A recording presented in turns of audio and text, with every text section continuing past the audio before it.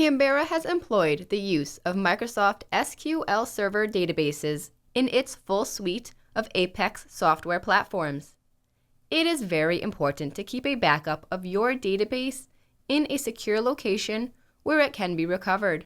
Unforeseen circumstances that result in the loss of data can cause significant hardship for an organization and result in additional, unnecessary delays in returning to normal operations following an event of a natural disaster, hardware loss, or other emergency.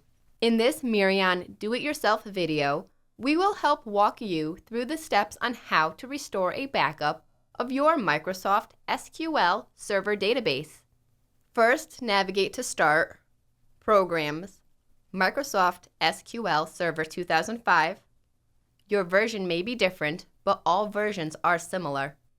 Then to SQL Server Management Studio. Upon opening the program, you should be prompted with a Connect to Server box. Fill out the fields with your database information. The server name field is the computer name and instance. The authentication field should be SQL Server Authentication by default. The login field is the username you have set up for the database. The password field is the password you have set up for the user. Upon connecting, you will see a window similar to the picture here. On the left, select Expand Databases and find your database name. Right-click on your database and go to Tasks, Restore Database. Select From Device and click the small gray box on the right labeled ... A window will pop up. Click Add and browse to the location of your .bak file. Click OK.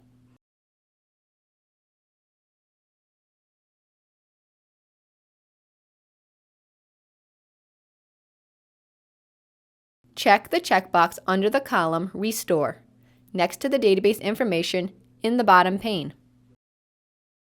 Go to Options in the top left. Check Overwrite the existing database.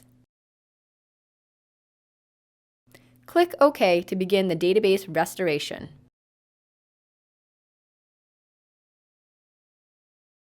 If this has completed with no errors, then you have successfully restored your database.